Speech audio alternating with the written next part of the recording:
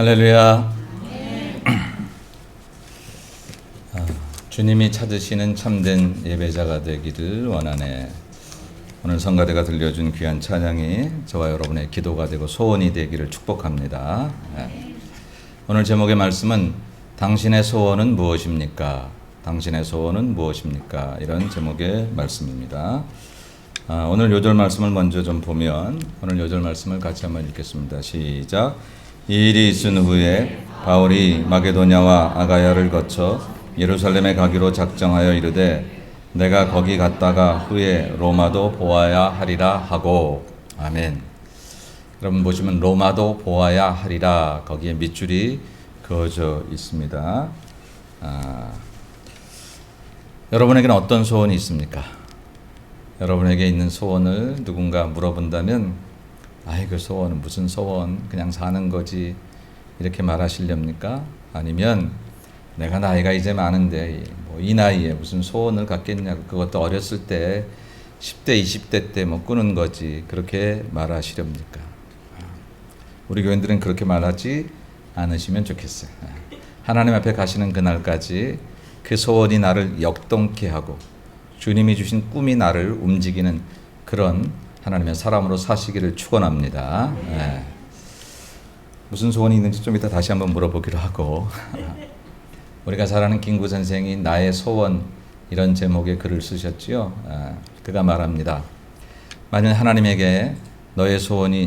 나에게 너의 소원이 무엇이냐고 물으신다면 나는 첫째도 내 나라의 자주 독립이요, 둘째도 조국 대한민국의 독립이고, 셋째도 내 나라 대한민국의 독립이라고 그렇게 이야기를 했던 글을 우리가 잘 알고 있습니다.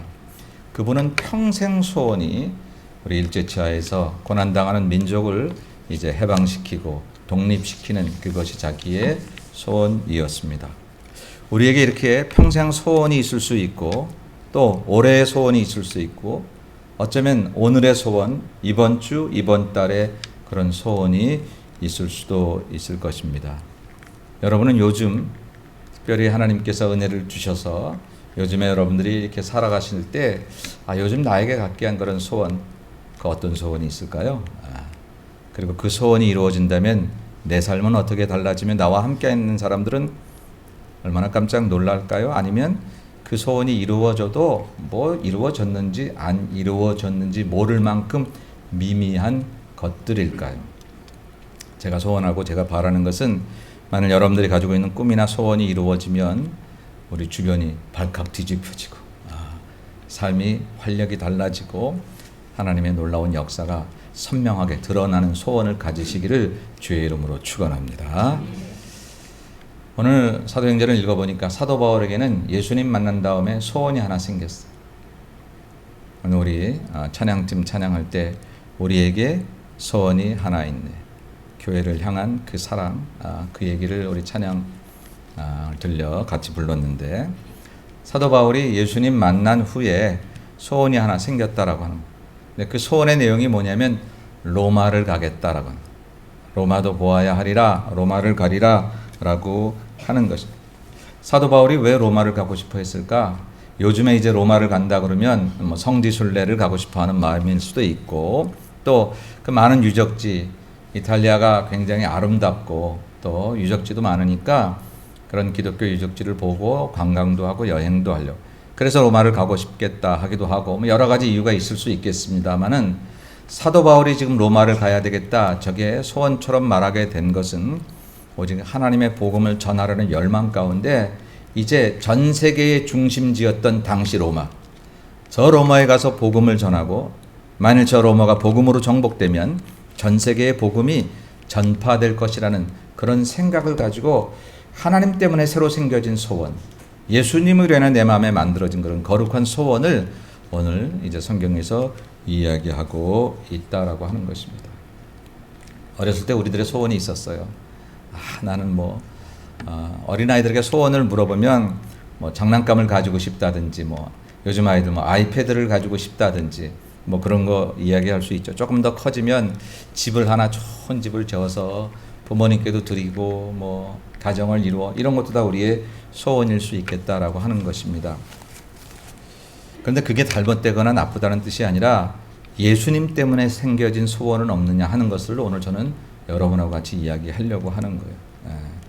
예수께서 너희는 먼저 그의 나라와 의를 구하면 이 모든 것, 먹을 것, 마실 것, 입을 것을 더하여 주신다고 약속을 하셨으니 내가 내 소원을 위해서 애쓰는 것도 잘못된 건 아니지만 내가 하나님의 사람 되어 주께서 내게 주신 그 소원을 가지고 애를 쓰고 수고할 때에 내가 그토록 바라던 것들을 하나님은 다 이루어 주시고 더하여 주신다고 약속하셨기에 기왕이면 내 소원 이루려고 애쓰다가 평생 주님의 소원은 생각지도 못하고 사는 것보다는 내가 하나님의 소원, 하나님이 내 마음에 만들어주신 그 소원을 위해서 살겠다고 다짐하고 그렇게 이루다가 나는 그 소원을 이루어가고 하나님은 내 소원을 만들어주시는 그런 거룩한 은혜가 있는 삶을 사는 게 이게 얼마나 멋진 삶일까. 나는 우리 예수마을 성도들이 그리고 우리 예수마을 교회가 하나님의 마음, 하나님의 소원을 이루려고 애쓰는 중에 하나님은 어느덧 우리의 소원을 아시고 그거보다 더 귀하고 좋은 것으로 채워주시는 놀라운 은혜를 경험하시기를 주의 이름으로 축원합니다. 그런 점에서 바울의 소원의 이야기를 한번 우리가 살펴보면 바울은 오늘 이제 이 소원을 이루기 위해서 자기가 마게도냐와 아가야로 갔다가 그리고 다시 이제 예루살렘으로 돌아오고 예루살렘에서 다시 로마로 가겠다고 하는 그런 소원을 우리 요절에서 얘기합니다. 마게도냐와 아가야를 거쳐 예루살렘으로 가기로 작정하여 이르다 갔다 와서 다시 로마로 갈 것이다 라고 하는 거 그런 마음으로 이제 그가 계획을 세웁니다. 그 지도를 한번 보면 지금 사도 바울이 있는 곳이 여기 에베소입니다. 이미 1차, 2차 전도 여행을 통해서 사도 바울은 이 지역과 이 지역을 다 전도했어요. 많은 성과들을 얻었고 많은 교회를 이제 세웠습니다. 그리고 지금 이 에베소에서 한 3년간 머무르면서 또 말씀의 큰 역사를 이루고 있어요. 근데 바울이 지금 여기 에베소에서 이 마게도냐 지역으로 가고 싶습니다. 이 마게도냐 지역은 바울이 이 아시아 쪽으로 선교하려고 했는데 마게도냐 지역에 있는 사람이 환상 중에 나타나서 우리를 도우라 해서 바울이 이제 저기를 건너갔던 그런 지역 그리고 많은 교회를 세웠던 지역입니다. 그리고 거기서 이렇게 밑으로 내려와서 아가야 지역, 이 아가야는 고린도가 있고요. 이 지역을 방문한 다음에 고린도에서 배를 타고 여기 예루살렘으로 가려고 하는 것이 사도 바울의 계획이었어요. 이 마게도냐와 아가야 지방은 이제 사도 바울의 선교로 인해 세워진 교회들인데 마침 예루살렘 교회가 모교회가 어려움을 당했어요. 예루살렘에 기근이 생겨짐으로 예루살렘 교회가 큰 어려움을 당할 때에 이 흩어져 있던 이방 교회들이 돕기를 시작합니다. 그리고 그 일을 바울이 하는 거예요. 그래서 거기에 헌금을 모아다가 예루살렘으로 가서 그 예루살렘 교회 그 헌금을 이제 전해주고 그리고 예루살렘 사도들을 만나고 다시 내가 로마로 가리라고 하는 그런 선교 여행 계획을 이제 같이 나누려고 하는 것이 사도 바울의 계획이었다라고 하는 것입니다. 여러분 신기하게도 로마는 사도 바울이 세운 교회도 아닌데요. 누가 세웠는지 정확하게 우리가 그걸 알지 못하는데 교회가 있었어요.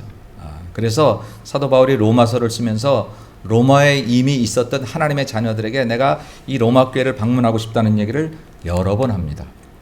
로마로 가는 열망을 그가 보면 어떻게 하든지 이제 하나님의 뜻 안에서 너희에게로 나아갈 좋은 길 얻기를 구하노라 라고 로마서 1장 10절에서 어떻게 하든지 내가 너희에게 로마 교회로 내가 가고 싶은 그 길을 얻기를 구한다 라고 하는 얘기예요. 그런데 그게 뜻대로 잘 안 돼요.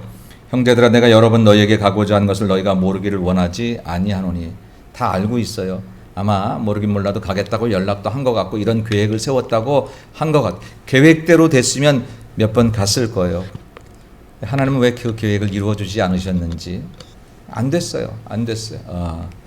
그래서 내가 이렇게 너희에게 가려고 하는 거 이는 너희 중에서도 다른 이방인 중에서와 같이 열매를 맺게 하려 놀러 가는 것도 아니고 다른 일 하려 가는 것도 아니고 로마 교회를 더욱더 돈독하게 견고하게 세우기 위해서 바울이 가려는 계획을 세웠는데 지금까지 길이 막혔다는 거예요. 지금까지 길이 막혔어요. 여러 번. 사도 바울이 지금 놀고 있으면서 로마로만 가려고 했던 계획이나 수많은 일들을 하고 있어요. 그러니까 저 정도 길이 막히면 아이고 아닌가 봐. 이거는 내가 갈 길 아닌가 봐. 그리고 포기할 만도 하고 낙심할 만도 한데 이 사람 사도 바울은 그렇게 하지 않습니다. 우리 같이 한번 읽을까요? 시작.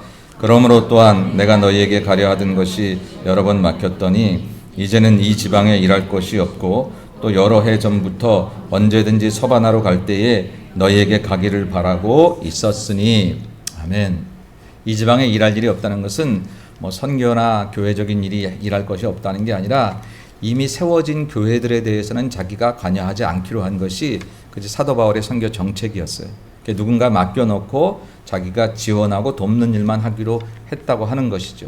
그래서 이제 내가 로마로 갈 수 있다라고 하는 거예요. 뿐만 아니라 로마에 가는 이유 중에 하나는 언제든지 서바나가 어디죠? 지금의 스페인입니다.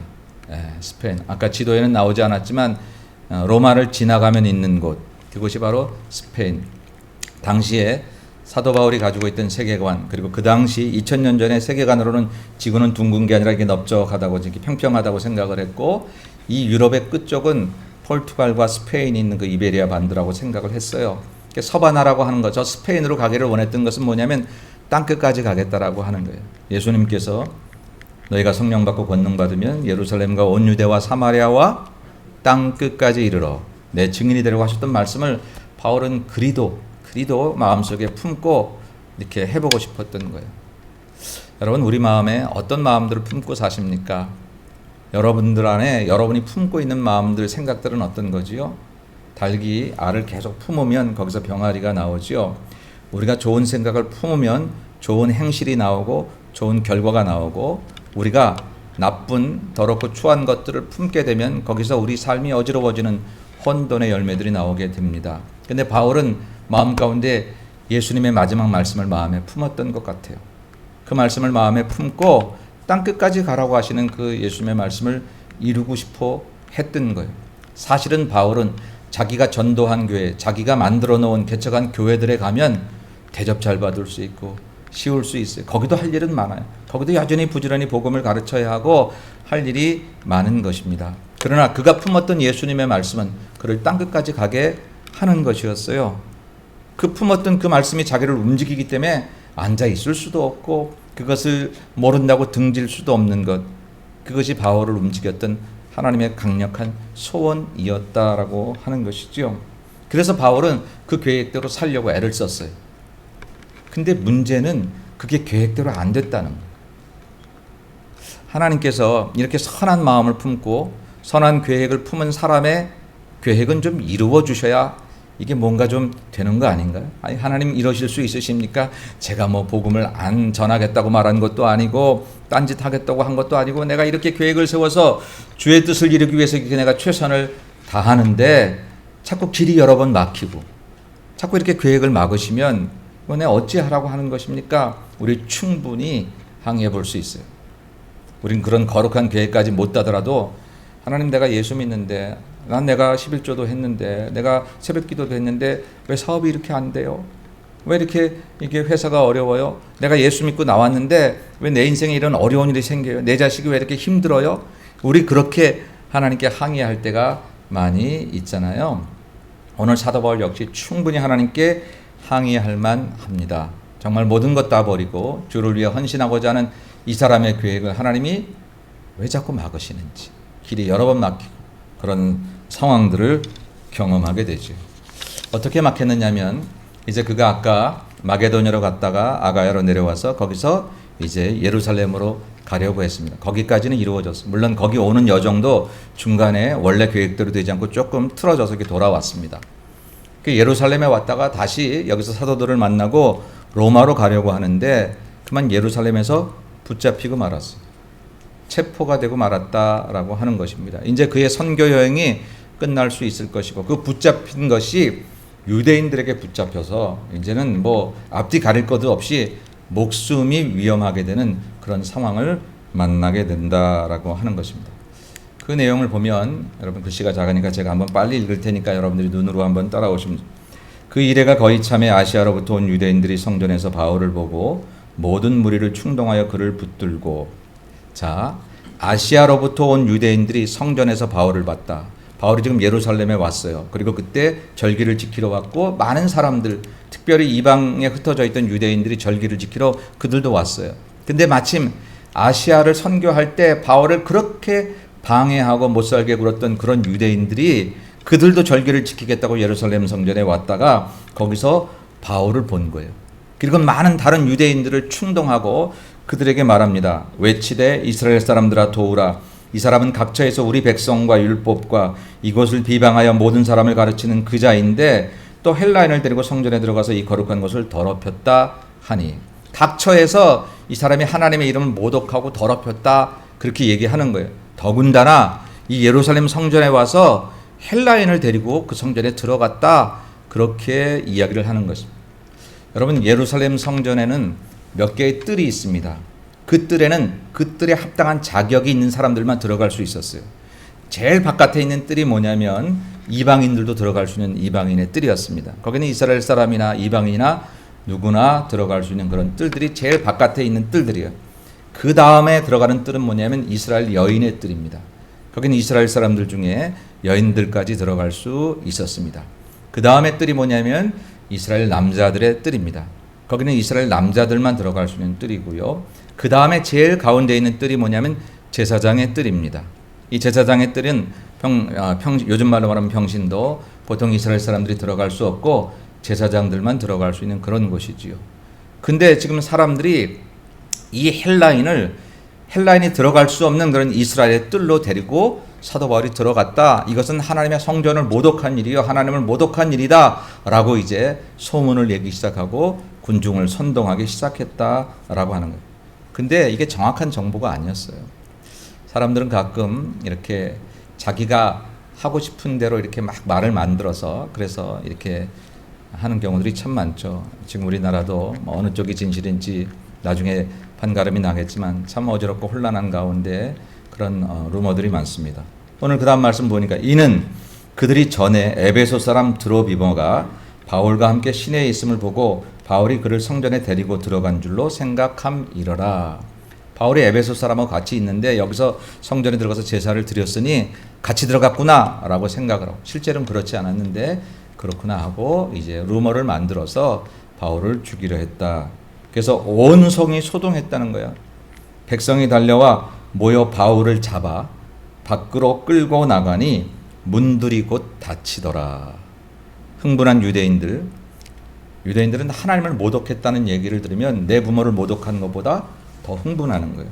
그리고 하나님을 모독한 죄는 그들이 돌을 들어서 그냥 현장에서 죽여도 그것이 법적인 책임을 묻지 않을 수 있는 그런 죄라고 하는 것이죠. 그런데 그렇게 흥분한 사람들이 지금 바울을 잡았어요. 이건 뭐 재판을 받을 수도 없고 이건 뭐 누가 보호해 줄 수도 없습니다. 더군다나 이방 땅도 아니고 유대인 이스라엘에서 잡혔으니, 지금 우리는 기독교가 우리의 종교지만 그 당시에는 기독교가 정말 그 유대교의 변방에 살짝 한 가지처럼 나온 그런 종교로 여겨지는 그때에 유대인들을 개종시키려 했던 바울을 죽이려 하는 것은 너무나 당연한 일이었다라고 하는, 더군다나 하나님을 모독했다고 하니까. 이게 바울의 계획은 아니었잖아요. 바울이 예루살렘에 가는 게 위험한 줄 모르고 간 건 아니었어요. 많은 사람들이 만류했어요. 지금 갔다가 잡힐 수 있다. 근데 바울은 하나님을 믿었어요. 하나님께서 나를 보호하실 것이라는 것을 믿었지요. 그래서 그의 계획은 잡히지 않는 게 계획이었고, 사도들을 만나고 예루살렘 교회들을 만나서 기도의 후원을 받으면서 로마로 가는 게 계획이었다라고 하는 것입니다. 그런데 계획이 어긋났어요. 더군다나 어긋난 정도가 목숨을 부지할 수 없는 정도로 어긋났어요.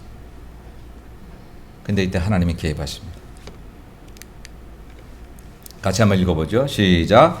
그들이 그를 죽이려 할 때에 온 예루살렘이 요란하다는 소문이 군대의 천부장에게 들림에 그가 급히 군인들과 백부장들을 거느리고 달려 내려가니 그들이 천부장과 군인들을 보고 바울 치기를 그치는지라. 이에 천부장이 가까이 가서 바울을 잡아 두 쇠사슬로 결박하라 명하고 그가 누구이며 그가 무슨 일을 하였느냐 물으니. 아멘. 동네가 온성이 소동하다는 것을 아마 누가 신고를 했던 것 같습니다. 그러니까 천부장이 군사들을 데리고 왔어요. 그리고는 지금 흥분한 유대인들을 이렇게 가라앉힐 그런 가장 적합한 것은 일단 바울을 천부장이 체포하는 일이었습니다. 그래서 바울을 체포했어요. 두 쇠사슬로 이렇게 묶었다 그랬습니다. 점점 바울의 계획과는 멀어지는 것 같아요. 이렇게 잡힐 줄은, 체포될 줄은 몰랐습니다. 체포되면 그러면 이제 가야 할 길이 점점 멀어지는 거예요. 근데 여러분, 이때가 하나님이 역사하시는 때라는 것을 우리가 눈을 열고 봐야 합니다. 사람의 눈에 보긴 체포되었지만 그 체포가 더 이상 유대인들이 사적으로 바울을 공격할 수 없는 이유가 되어버렸어.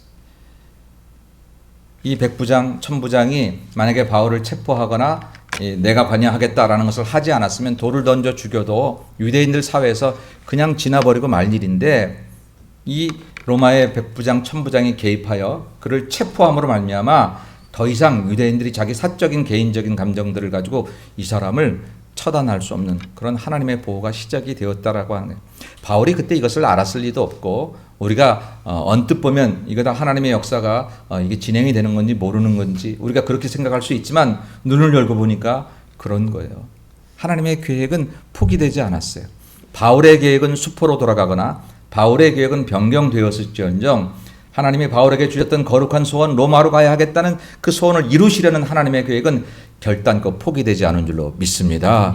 그래서 생각지도 못한 방법으로 바울을 체포당하게 하심으로 하나님께서 그를 이제 보호하시기를 시작하셨던 거예요. 바울이 체포됐어요. 그런데 체포됐음에도 불구하고 유대인들이 호시탐탐 어떻게 저 바울을 죽일 수 없을까라고 생각해서 이 천부장이 바울을 예루살렘에서 가이사랴로 보냅니다. 여기는 좀 위험하다 하니까 가이사랴로 이송을 합니다. 그런데 오늘 성경을 다 보기는 시간이 없으니까 그 내용을 얘기해 보면, 가이사랴까지 대제사장 아나니아와 그리고 장로들과 그리고 거기에 더둘러라는 변호사를 동행해가지고 말 잘하는 사람을 가서 그 황제들에게 이제 그 총독들에게 호소하려고 하는 거죠. 데리고 가서 거기 총독들에게 얘기하는 거예요.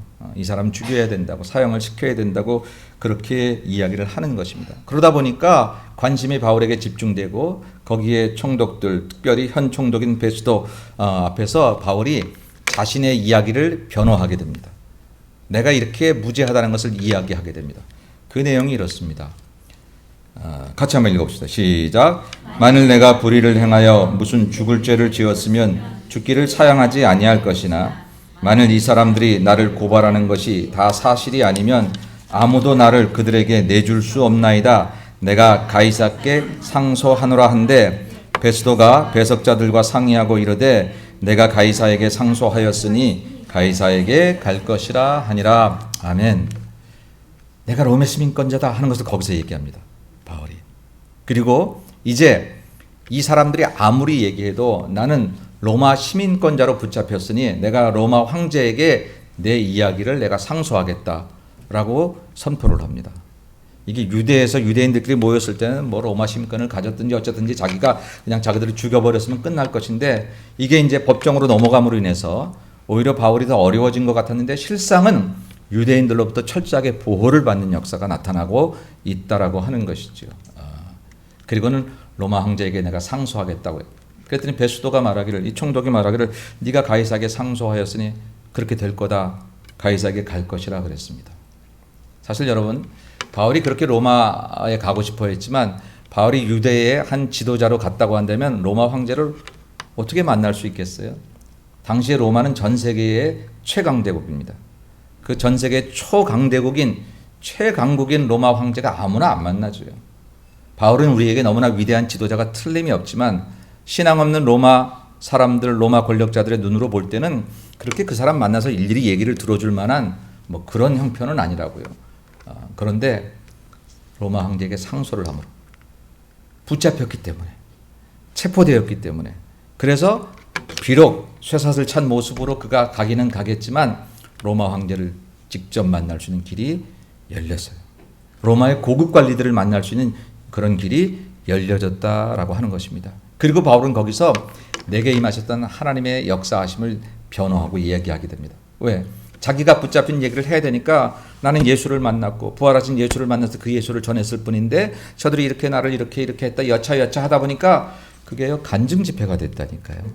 이런 일이 있을 수 있었을까 생각지도 못했던 일.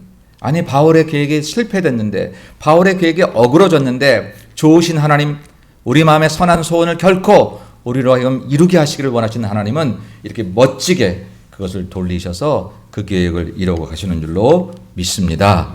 사랑하는 여러분, 성도들에게 선한 소원이 있을 때 그 소원을 하나님께서 기억하신 바 되면 우리의 계획이 어긋나고 우리의 계획이 지연돼도 그 소원은 반드시 이루어지는 줄로 믿습니다. 결국 로마로 가는 사도 바울을 보게 되고 사도행전 마지막은 로마에 가서 끊임없이 복음을 전하는 사도 바울의 이야기로 끝나게 돼요. 여이 놀라운 일입니까? 그토록 치밀하고 열정적인 바울의 계획이 실패됐는데 수포로 돌아가고 말았는데 그러나 그보다 더 위대하신 내 하나님, 우리 하나님의 계획은 결코 포기된 것이 아니었다라고 하는 것이죠.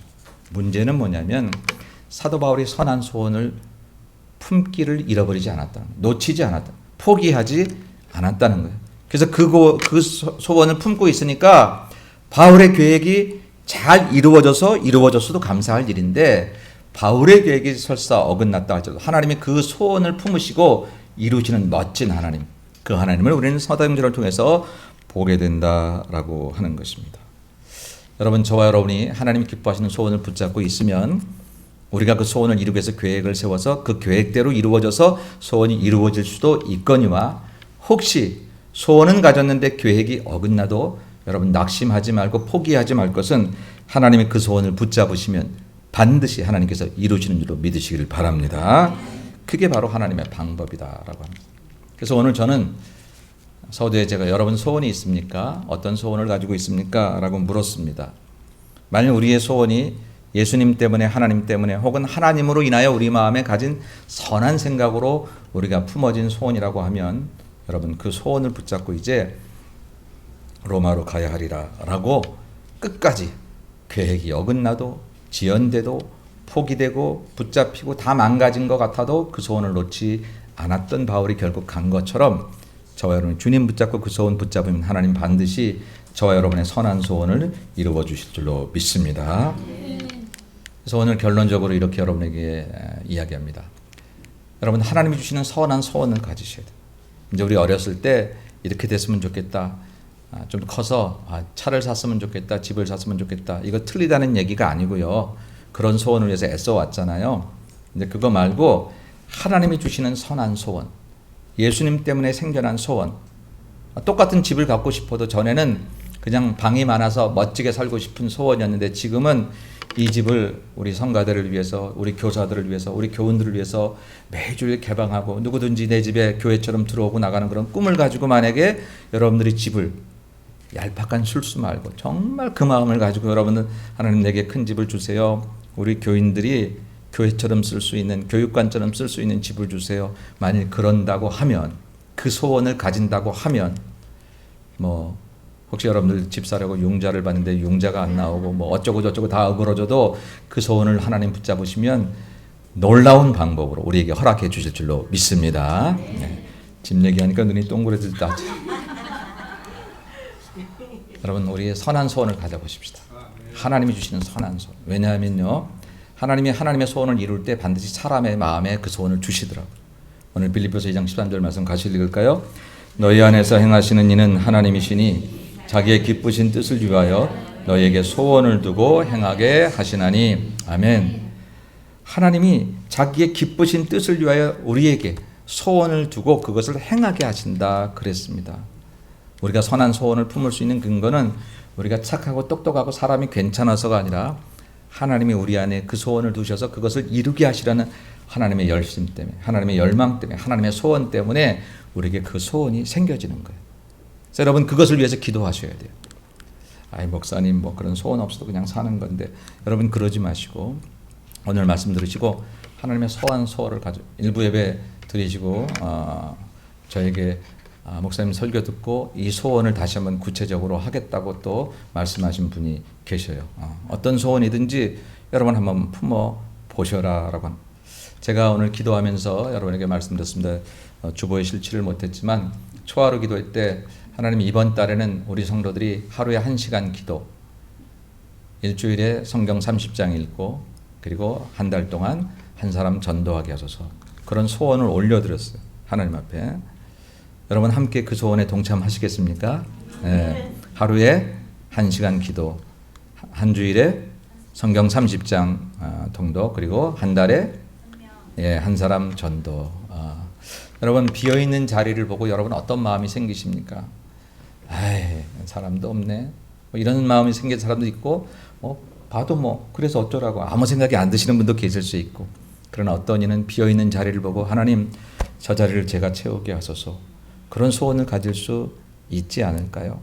그런 소원이 하나님 마음에 합당하면 내가 인맥이 없고 뭐 사람을 찾아가서 말을 잘하지 못할지라도 하나님이 희한하게 나를 통해 사람들을 주 앞으로 인도하게 하는 거룩한 역사를 여러분은 그 소원 때문에 경험하게 되실 줄로 믿습니다. 그런 소원들을 한번 품어보자라고 하는 거예요. 선한 소원을 저절로 들지 말고 여러분 기도하시면서 이번 주간에 선한 소원을 가져보십시오. 하나님, 제가 남은 여생 이렇게 살겠습니다. 하나님, 올해 남은 석 달은 제가 이렇게 해보겠습니다 라고 하는 선한 소원을 가져보시는 거예요. 그것이 우리가 하나님의 역사를 체험할 수 있는 첫 번째 스텝입니다. 두 번째는 그 소원을 이룰 수 있는 계획을 세우셔야 합니다. 여러분 선한 소원을 가졌거든, 내가 누군가를 전도하겠다고 소원을 가졌거든, 하나님 제가 전도하게 해주세요. 근데 뒷짐지고 지나가면서 근데 아무도 안 보여요 그러지 마시고 찾아가셔야죠. 선한 소원을 만약에 가지셨다면 여러분 누군가를 향해서 여러분들이 계획을 가지고 찾아가셔야 됩니다. 그 사람을 위해서 내 시간을 헌신하고 내 노력과 내 봉사를 통해서 그 사람을 주 앞으로 인도할 수 있는 그런 선한 계획들이 이루어져야 된다라고 하는 것이죠. 잠언서 16장 9절의 말씀은 사람의 마음으로 자기의 길을 계획할지라도 그 걸음을 인도하는 자는 여호와시라고 그래요. 여호와가 인도하신다라고 했지만 이 여호와가 인도하심을 받을 수 있는 사람은 누구냐? 사람의 마음으로 자기를 계획한 사람이에요. 계획한 사람입니다. 계획했음에도 불구하고 나의 계획보다 하나님의 인도하심이 먼저라고 고백하는 사람이 인도함 받는 거죠. 아무것도 안 하고 이렇게 뒷짐지고 있는 사람을 하나님이 인도하시는 게 아니라는 거예요. 여러분, 우리가 착각하지 말을 것은 하나님께 맡긴다는 얘기가 아무것도 안다는 얘기가 아니라 하나님이 하실 일에 대해서는 의심하지 않고 염려하지 않고 안심하고 내가 할 일에 대해서는 최선을 다하는 것을 말하는 거예요. 그게 맡기는 거예요. 그게 맡기는 거예요. 그러니까 사람이 마음으로 자기의 길을 계획한 자만이 여호와의 인도하심을 받을 수 있다라고 하는 것이죠. 그러니까 여러분이 소원을 이룰 수 있는 계획을 만드셔야 돼요. 선한 계획을 가지시고 뒷짐지고 한 달 그냥 지나가고 아닌가 봐, 안 되네 이렇게 하시면 아닙니다. 많은 사람이 생각으로 소원만 품지 그것을 이룰 수 있는 스텝을 밟지 않으므로 하나님의 거룩한 소원이 우리의 마음에서 안타깝게 사장되어지는 것들이 얼마나 많은지 모릅니다. 여러분, 우리가 이런 계획들을 가지면 우리가 주를 위해서 애쓰고 수고해서 우리가 힘들고 어려울 거라고 생각하지요. 그게 아니라 우리가 하나님의 선한 소원을 마음에 품으면 우리가 하나님의 수준으로 올라가는 거예요. 이게 이루어지면, 이 계획이 나의 노력과 하나님의 도우심으로 이루어진다고 한다면 우리가 생각한 내 삶의 모든 것보다 훨씬 우리는 하나님의 수준으로 올라가는 거예요. 그래서 여러분 소원을 품으시고 오늘 예배 때 예배 마치고 묵상 우리 마을 모임할 때 이것을 묵상합니다. 하나님 때문에 생겨진 소원이 있습니까? 라고 하는 거. 여러분 없으면 기도하셔야 돼요. 그 소원을 갖겠다고 기도해 보셔야 돼요. 설교 듣고 그냥 넘어가지 말고 하시고, 그리고는 그것을 세울 수 있는 계획을 세우셔야 돼요. 하나님 그 계획을 통해서 일하실 것입니다. 그 계획을 이루기 위해서 우리들을 더 복주시게 될 줄로 믿습니다. 마지막으로는 혹시 계획에 어긋나도 하나님은 우리의 소원을 놓지 않으십니다. 포기하지 않으십니다. 반드시 그 계획에 어긋나도 그 소원을 이루신다라고 하는, 소원이 하나님 마음에 맞으면 우리의 계획이 어긋나는 것 같아도 하나님은 더 좋은 길로 인도하신다. 바울도 자기의 계획한 대로 모든 일이 진행된 것은 아닙니다. 감옥에 가려는 계획 없었습니다. 핍박받고 어려움 당하려는 계획 없었습니다. 체포되고 죽일 뻔한 위기를 당하려는 계획은 바울에게 아예 없었습니다. 그런데 그런 일들이 생겨졌어요. 계획이 어긋난 것 같고 로마로 가기로 하는데 자꾸 지연되고, 이런 것들은 바울의 계획이 아니었지만 사람의 생각에 바울의 계획은 지연돼도 하나님의 계획은 지연되지 않고 척척척척 이루어졌어요. 바울이 소원한 그날 가는 것보다 뒷날 가는 게 하나님 보시기에 더욱더 모든 것이 합당하기에 바울을 늦추셨어요. 바울이 세상적으로 자기의 계획대로 돼서 우쭐한 모습으로 가면 로마 황제가 만나줄 일 없지만 하나님이 그를 체포하게 하시고 어긋난 것 같아도 그런 모습으로 가면 로마 황제를 직접 만날 수 있는 지름길이 하나님에게 있기에 하나님은 바울의 계획을 어긋나게 하셔서 당신의 계획을 이루시는 멋진 모습으로 바울이 가졌던 선한 소원을 이루게 하셨습니다. 결국 로마로 가게 하셨고 로마에 가서 하나님의 복음을 마음껏 전하게 하셨다라고 하는 것이지요. 놀랍게도 바울이 이 가이사랴에서 옥에 갇혀서 저렇게 잡혀서 옥에 갇혔을 때 한 2년 동안 그 옥에 있었어요. 또 지연되잖아요. 근데 그 2년 동안 바울은 서신을 썼어요. 초대교회 보내는. 그리고 모처럼 안식년을 가졌던 거예요. 체력도 보강하고 로마로 가는 계획들을 집중할 수 있었어요. 그리고 그 감옥은 빌립보 감옥 같은 그런 깊숙한 감옥이 아니라 연금 상태에서 찾아오는 사람을 만날 수 있는 것들이었어요. 많은 사람들이 바울을 찾아와서 복음을 듣기를 시작했습니다. 지연된다고 지연된 게 아니고 막힌다고 막히는 게 아니더라고요. 누구에게는 선한 소원을 하나님 마음에 품고 그 소원을 놓지 않는 사람들에게는. 사랑하는 여러분, 저는 오늘 여러분에게 선한 소원을 품기를 주의 이름으로 선포하고 축복합니다. 하나님에 맞는 선한 소원을 우리가 각자가 품고 우리 예수마을교회도 함께 품어서 이 선한 소원을 놓고 기도하다가 계획이 어긋나도 실망하지 말고 낙심하지 말고 좌절하지 말고 하나님만 바라보고 함께 이 길을 걸어가다가 하나님이 더 좋은 계획으로 우리의 선한 소원을 멋지게 성취하시는 그 놀라운 경험들을 저와 여러분 모두가 함께 하시기를 주님의 이름으로 간절히 축원합니다. 거룩하신 아버지 하나님 은혜와 사랑을 감사합니다. 주님이 주시는 선한 소원을 우리 마음에 품기를 소원합니다. 그동안 내 소원으로 가득 찼던 우리 마음에 하나님 은혜와 정결함을 더하여 주시옵시고 하나님께서 허락하시는 소원을 품을 수 있는 지혜와 명철을 주시어서 그 소원을 품고 잘 계획하고 그래서 그 계획대로 이루어지면 감사하고 혹시 이루어지지 않아도 하나님은 결코 주신 소원을 포기하지 않으심을 믿고 주에게 부탁하신 일, 천사도 흠모할 만한 그 아름다운 일을 최선을 다해 걸어가는 저희 모두가 될 수 있도록 은혜 베풀어 주옵소서. 예수님의 이름으로 기도 올리옵나이다. 아멘.